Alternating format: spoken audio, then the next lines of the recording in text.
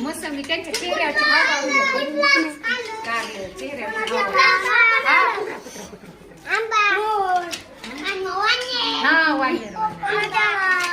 काय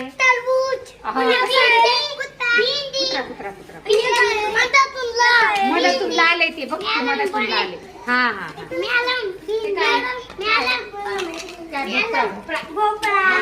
भोपळा काय हा आता छान आहे ना सगळ्यांनी चित्र हा आता बघा छान छान ठेवा कर